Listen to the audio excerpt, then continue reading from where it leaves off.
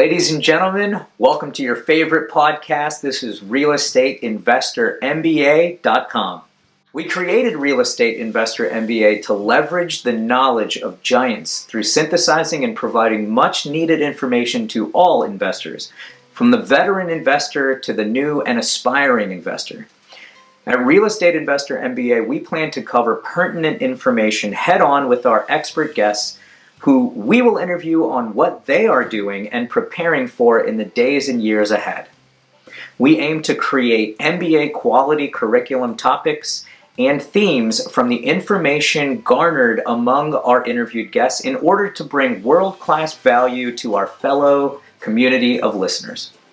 We truly believe that rising water raises all ships, and by sharing this leveraged knowledge, we can create a stronger online community, which translates to stronger local, regional, and national communities. Your hosts are Jeremy Moyer, who is a veteran real estate investor and author of a new book called Are You Playing the Real Estate Game Blind?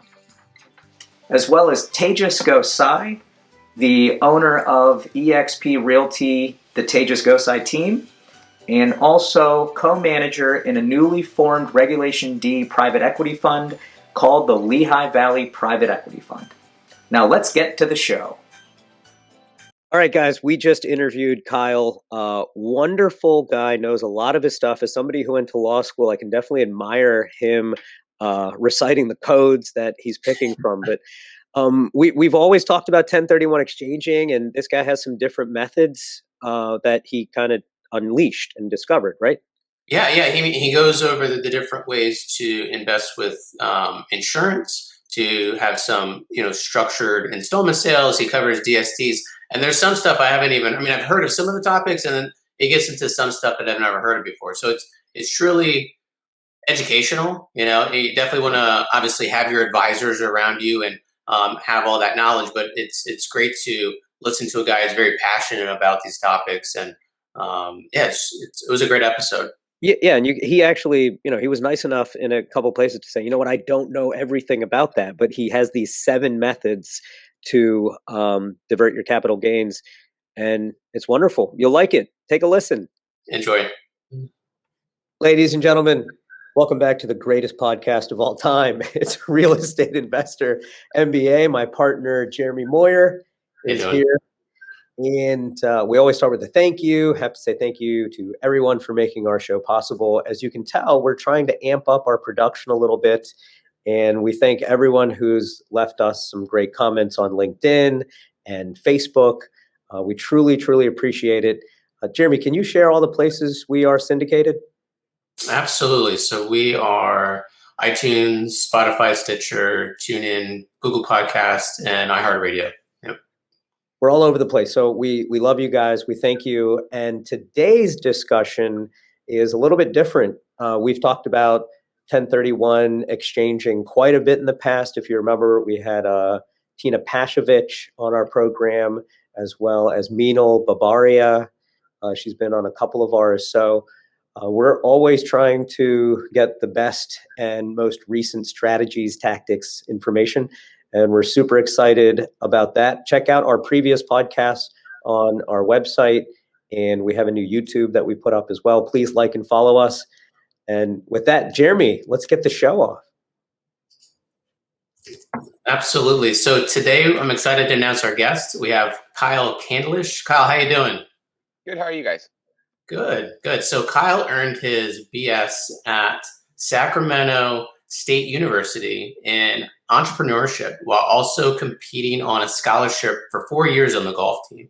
So Kyle's experiences on the course helped mold his approach in business and the finance world. Just like there are multiple ways to approach a golf shot, there are also multiple ways to approach your finances. Through this approach, Kyle has interviewed and researched multiple ways to defer or reduce capital gains tax other than a 1031 exchange. Having not been a fan of the 1031 through what he felt were limitations, Kyle initially started with 2 alternatives that he helped his clients implement. Over the past year, with the word that the 1031 might go away, he did more research on a few other options that he heard of. With today, that list currently stands at 7. Kyle, again, thanks so much for your time and joining with us this afternoon. Yes, I'm glad to be here. Wow, 7 different options that are not 1031s. I'm very intrigued. I'm sure our listeners are as well. So before we, I want to dive in and unpack those during our time together for our listeners. But before we get into that, can you just tell us a little bit more about yourself and how you got started in the industry? Yeah, well, my wife's actually an executive director of a commercial real estate organization here in Sacramento. And so I was around a lot of real estate professionals. So I just kind of decided to think, how can I get my foot in the door with these individuals, maybe get a competitive advantage or find a way that I can help them out. So I was talking around with a couple of my colleagues and they asked, have you heard of this? And then they asked, can you have you heard of this option? And I was like, no, I haven't. So I started researching them, talked to the guys that they said, hey, you should talk to this person, you should talk to this person, and kind of took off from there. That's tremendous. So I kind of want to dive right into the 1031 exchange, especially with no one has a crystal ball. It's currently on the chopping block, as I'm sure we've all read or realized or listened to. But why aren't you a fan of the 1031 to begin with? Many investors over the past decades, they've made millions, if not more, through 1031. So I'm just curious if you can dive in deeper on your thoughts there. And Kyle, Yeah. sorry to be so annoying. Can you get in that microphone? It's hard to hear you. Is that better? There you go. Yeah, so I never liked the 45 days. That was the first off the starting point why I didn't like it. And then I don't like the fact that your basis does not start over. So you can't use the full benefits of cost segregation. So if there was another option where I can defer or reduce my capital gains tax, start my basis over, and not have to worry about a time frame, it makes it a lot better, in my opinion. I mean, I not that I'm saying the 1031's bad at all. I just wasn't a big fan of it, and I thought there could be better options. Yeah, a lot of people don't know any other options. I'll be frank, I don't know that many other options, which is why we're here. So you went on a big dive to figure this stuff out. Also, some of the things that you're already saying are pretty complicated. So, cost segregation, we've had a podcast about this before. And so, yeah, you're kind of dismantling the things that people are stuck with, and no one knows really anything other than a 1031. So great. How did you just started looking things up and then you found your first tactic and then you just kept exploring? Yeah, I started off in life insurance. And so one ways that a couple of my colleagues and we work with is what are the best ways we can utilize the advantage of life insurance? Well, some people, they have a liquid event and they might have to pay taxes on it. So they had already told me about the first one, which was a monetized installment sale. And so that sounds interesting, being able to defer capital gains for 30 years. I need to look a little more into it. So did some research, talked with a few individuals. There's a couple of videos up on YouTube on how they work. I would be full disclosure with that individual has gotten very aggressive with their monetized installment sales, and they are now being frowned upon. His method is being frowned upon. So not to say that they're bad, you just have to be very careful as with anything. And so that's kind of how the ball started was, hey, we can save you money here and then find a way to help it grow for you tax-free in the future. So what is a monetized deferment sale? Monetized installment sale is, we're using section 453 of the tax code. I'm sure a lot of individuals have heard of installment sales, where you get from the buyer, I'll pay you $1 million over the next 5 years. It's going to work similar, but what it's going to be more off is a note. So you're going to get your cash up front, and when you get your cash up front, you're able to then reinvest it. And it's going to work similar actually to a 1031 exchange in that through the process, you're actually going to have a QI who helps with the deferment of the capital gains tax, just like in the 1031. What's a QI? A qualified intermediary. Yeah, just making sure. Yeah. Yeah. So that's kind of the simple part of it. There's a little more complexity to it. But you're able to get about 93 to 95% of your capital up front to then go reinvest. So you're not quite getting the full amount.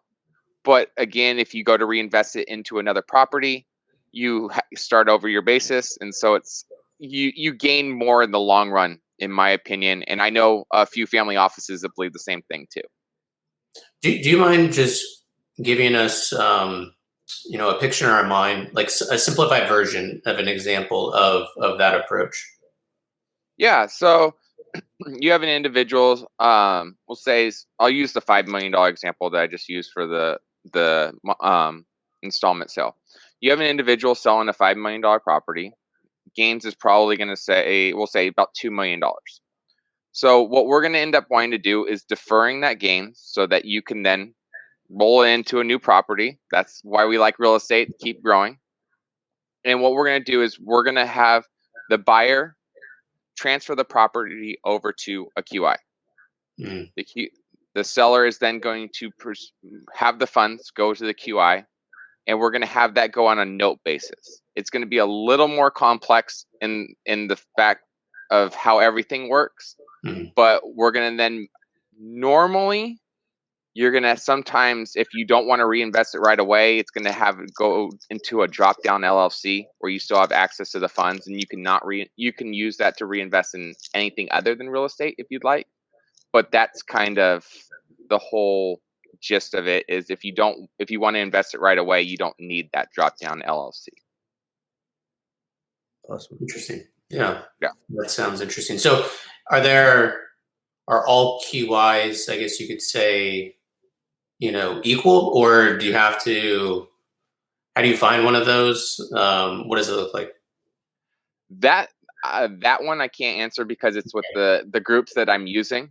They have their own QIs that they like. Gotcha. So that one I can't answer on 100% factual basis, but I would assume kind of once you find one that you like, they're gonna stick with it. And I'm honestly not sure even if they use ones that do 1031 exchanges as well.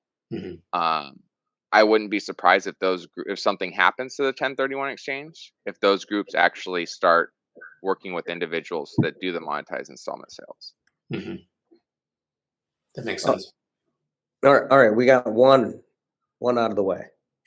Yeah. No, but that's awesome, and actually we've seen that in practice before, and it works really, really well. I guess the more basic one, let's keep going.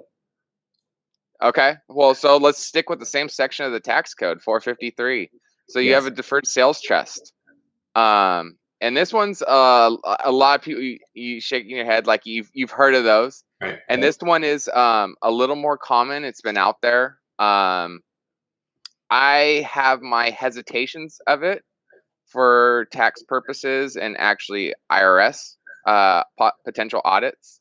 One is there's some groups will just make it where they're the controller of the money, they're the trustee. I've personally had a friend that lost a home in Carmel. The family lost the home in Carmel due to a trustee taking it. So I don't feel comfortable with an individual managing millions of dollars of my own money. So I would not feel comfortable with that option. And then you have the other option where the individual and the trustee both have to sign off. And then that's where it becomes with the IRS. Is this fully legal? Have you given up your rights to the property or the capital? So that's kind of where it gets a little hairy in the situation, because it's what's the full legality of it? Are you fully relinquishing your rights? And so there's some other things to it that are a little hairy in terms of you need to make sure that it's renewed before the 21 years, or you will have to pay the capital gains tax. But you can defer it infinitely. So, and another option is you can actually get your capital out and just keep the capital gains in. So those are kind of options that are good. with a deferred sales trust, but I'm a little hesitant with that option.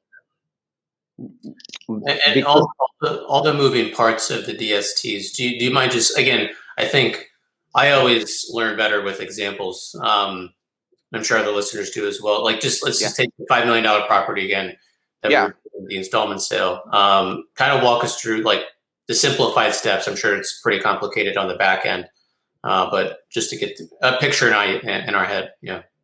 Yeah, this is one that I haven't done. I mean, I know about it. I don't fully know the ins and outs of, but my understanding is that you're going to relinquish the property and put it into a trust. Mm-hmm. And this trust is going to go on a deferment period of up to 21 years, but a lot of firms renew after 10 years. So that it starts the period over and over again. And I know a couple other tax strategies, they'll do the exact same thing, so that you can keep deferring what your objective is. Indefinitely. So yeah, indefinitely. And then once you pass away, you get your step-up basis. Now that might go away. So I'm not sure what the deferred sales trust is going to work if that happens. That's kind of a different story. I think that's actually the most penalizing thing that's been talked about being removed. Not the 1031, but the step-up basis, because you still have to do some estate planning and make sure you're covered for later on. But that's a different story.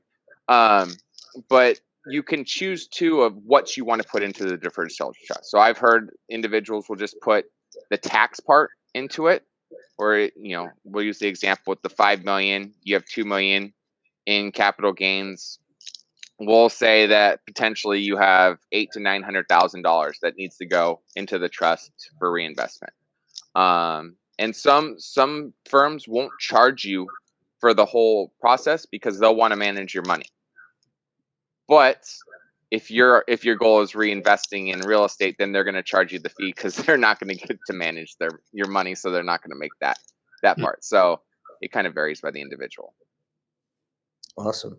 You know your stuff. I love it. That was good. More clarity on my end. So do you have another one that you want to share with us, Kyle? I'd like to share the OZs, the opportunity zones, because there's everyone talks about the 10 years. And what they fail to realize is if you're going to invest that money into a fund, it's when that fund closes. It's not 10 years from the second you put into the money into the fund. It's from 10 years after it closes. So if you put it in January, this year, and the fund closes in December, that's when your time starts on the 10 years. Hang on. Let's take a step back for a second. We're talking about a qualified opportunity zone? Yes. Okay. And this is selling a property and going into one of these? Yes. And people talk about, the 10 years to eliminate the capital gains. And so they talk about the 10 years. That's a big selling point. You have to wait 10 years, and then you get the extra step up in basis on the property, as well as you have eliminated the capital gains on what you originally had. Well, yes, you do. But if you're investing in a fund, then it's when that fund closes. And then not to mention too, it's also when you sell the building. So, I mean, because you're probably buying real estate more often than I am, but you're not going to close on a property within the 6 months. You could, but when the 6 months of after that 10 years, so it could be 11 and a half, 12, 13, 14 years before you actually reap the benefits of going into an opportunity zone. So, and just to clarify, so qualified opportunity zones, big benefits on this, but they're also only in certain areas, and there's a QOZ map of where those investments can take place. Right. For the listeners, it's really easy to look it up. You can just Google search QOZ and find a territory near you. But that's probably the most restrictive part of it, and people don't understand it. Mm-hmm. Yeah. And the one thing I found too is they're getting expensive. I mean, it's people want to defer their capital gains or eliminate it, but it's getting to the point of because you have to be in it for so long, you're taking on risk because you might not be able to sell at the right time. And also you might be overpaying for the property because of how expensive they are, because people want to reduce the capital gains or eliminate it, which, I mean, it's great. The concept of the opportunity zones are amazing. It's just it's not as great as what some people might lead it on when they're trying to sell the option for an individual.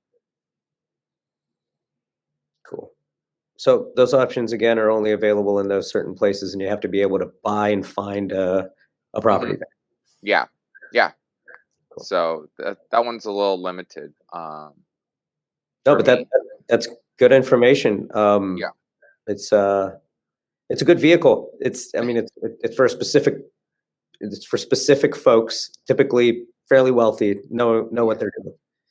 Yeah, and it's really good too, especially if you want to buy the building and start a business in there. It's a big winner for an individual. But there are, as with anything, there's their pros and its cons. So yeah, it's weighing your options, what you like best. Awesome. We got to move a little bit faster on these. Okay. But I love it. Yeah. So that's 3. Let's get a 4th one. Okay. I'll stick with historical preservation easements. Nice thing about that is if you buy a historical building, normally they're going to be in an OZ. So it's kind of a win-win there. But it's also a pay-to-play situation, and you only can reduce 50%. Because of the scenario with it's considered a non-cash contribution, so the IRS only allows you to reduce 50%. So of your gain. Yes, and actual taxable income. So you can kind of tie 2 together. For every dollar spent on the project, you get $2.45 in tax credits to reduce. Not to mention you can get the historical tax credits piled on top. So there's a lot of stuff you can pile in with the historical building, but it's more of a pay to play, more maybe on the wealthy side. And the other thing for syndicators is normally you don't get to fully reap the benefits with cost segregation if you're not a real estate professional. With the historical preservation easements, you actually get to reap the benefits because it's a charitable contribution.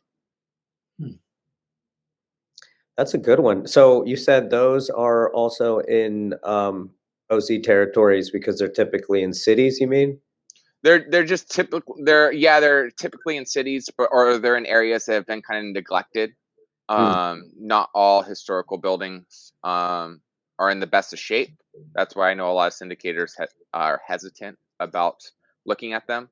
But I do know one syndicator. I can't remember his name. But he purchased the Rockefeller building in Cleveland, and they're going to turn that into housing. It used to be a office building. It's going to be turned into housing. And actually, there's a fund that does the historical preservation easements that are kind of tying together. So that's going to be a massive project. That's awesome. Yeah. So if investors were interested in learning if there were locations within their markets that would fit the historical preservation, is there, other than just Google searching, is there any specific place you can point them to? Yeah, normally you can check with your with the city if they qualify, and even if they're not a historical building, if there's ways you can have them deemed historical. If there's a major significance to the city, you can have it deemed. You can file a petition. I think this should be a historical building. So yeah, so that'll work really well. But it's one of those that varies from where you are.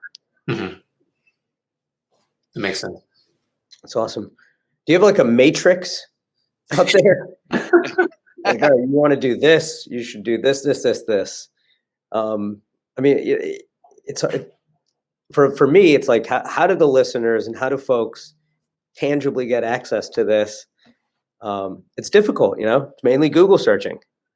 It is, and I've spent some time talking, and I've been through conferences where that's how I learned about the historical preservation easements. There was actually that fund was there trying to raise money, and so I spoke with them for about 25-30 minutes at the conference, and then we've done some phone calls since then, so I can gain more knowledge on it. It's the historical preservation easements were really fascinating to me because you get to fix up a building that has historical significance. You get great tax benefits, and then you can throw in some other tax benefits, like I said, with the historical tax credits, as well as cost segregation. So it could come out ahead with the benefits that you get from the building. So That's awesome. Yeah. All right, we got 4 together. 4. We got 3 more, right? Yeah, 3 more. So I'll go through this one quickly. It's similar to the 1031 exchange. It's a 721 exchange. Basically, it's an UPREIT. You're exchanging your properties for shares of a REIT. It actually has a real estate investment trust. Yes, and I actually had someone ask me about this last week at a meetup, and I have to actually go talk with the CPA a little more about it because it's one of the ones that they've done them. But it was an option that I'm just not really fascinated in because I like my other options better. But someone was asking like, what happens if you sell those shares? Is there a way you can defer that later on? And I'm like, I don't know. I'll go talk with the CPA that's done them before and see if I can get back to you. So that one's kind of a simple one, but you're exchanging for shares. What's the name again? It's a 721 exchange. Okay, and then you're trading into a real estate investment trust, which are just big organizations that, and you could just find them online, right? Yeah, and I'm not even sure if you're kind of starting your own REIT at that point. You're turning the property into shares, and then people can invest into your properties. That I'm not 100% certain on, but I do know it's a way again to defer your capital gains tax. Cool. Yeah. Awesome. Let's keep going. Okay. And then we have a charitable LLC. This is a very complex structure. It's for people on the higher end, individuals probably having $2-3 million of capital gains or more, because of just the legal work to implement. It's great though; it can reduce taxable income as well. It's heavily scrutinized by the IRS because there's individuals that have scheme versions instead of strategy versions of it. Was actually just on a call yesterday about the differences. There's some people that try to use the charitable aspect without charitable intent. You must have charitable intent with a charitable LLC. If you have no charitable intent, don't even think about looking into them because of the standpoint it's not going to work. And then the IRS is going to come after you, and you're probably going to have to pay. You're going to have to pay the taxes and possibly some hefty fines. So it's one of those things you have to understand what you're doing. Your whole tax team has to understand, and that's kind of the big gist of that structure.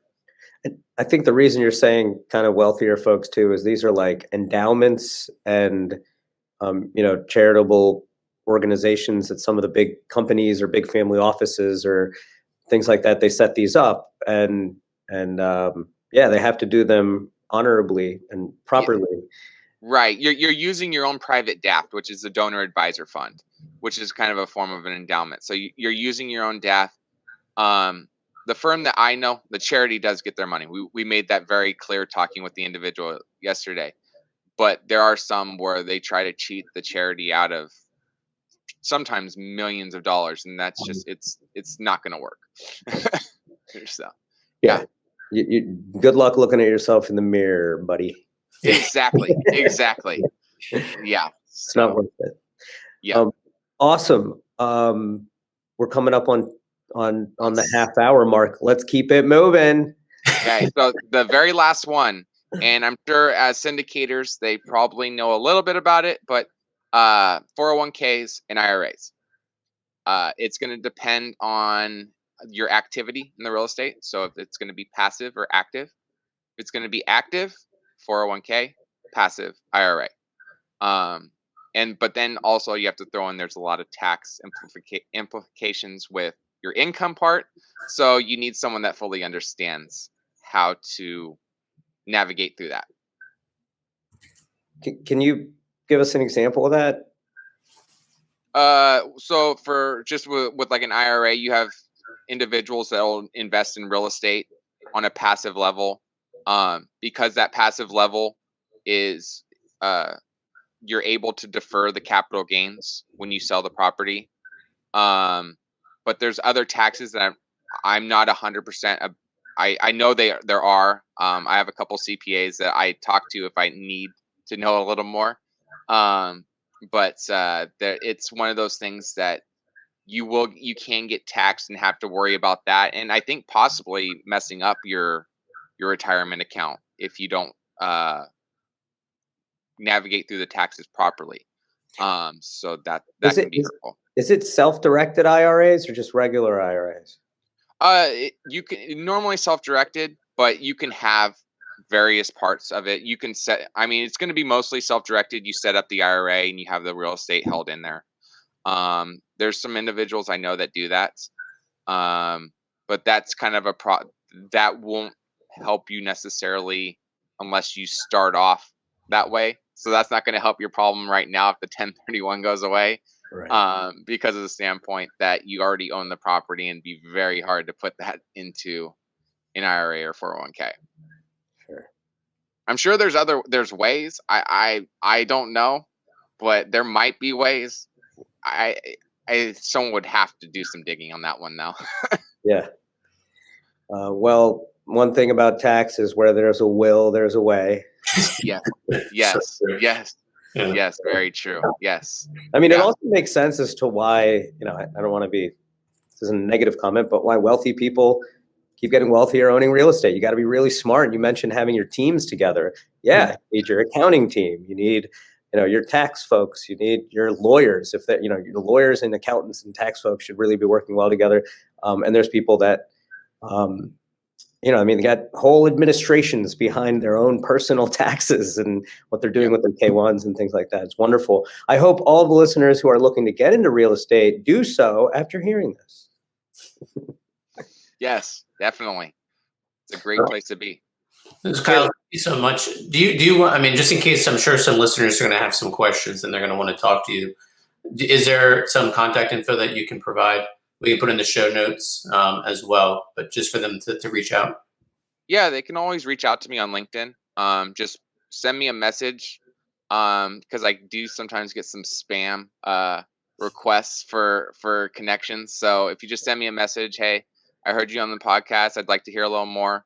I'll definitely connect and reach out to you. I normally respond pretty quickly on LinkedIn, as well as you can email me at kcandlish@spencerfs.com. And I know, unless I'm extremely busy, you will probably get an answer within 24 hours, definitely 48. Nice. Yeah. Great. Thanks, Kyle. It's the way to be. Thank you. We keep talking about a lot of these things with this administration and what's changing and what's not. It's a very tumultuous time in that regard. So, yes. Keep up with us too. We're trying to tell everybody, like, we just want to know what's going on when it happens, but it's great that you're doing these things. And, I know a lot of this is going to affect you and what you're doing. So, yeah. And it's one person said, you're going to make it, you'll be doing really well. You have a ton of business. I'm like, I don't really care about that. I want people to know. And I don't want the 1030, even though I don't like the 1031 exchange, I don't want it gone. I think people should have options. So if you love the 1031, I think you should be able to do it. So, yeah. Tremendous. Well, awesome. Kyle, thanks so much for being here. Wonderful information. So we just got 7 different ways to be able to reduce capital gains. That's Kyle Candlish. And my partner, Jeremy Moyers, over here. This is Real Estate Investor MBA. I'm Tejas Gosai. We love you guys. Check out our previous podcasts, and we have some great new ones coming up. We'll check you out all over the internet, and catch you next time. Cheers. Cheers. Thank you. Cheers. Thanks, Kyle.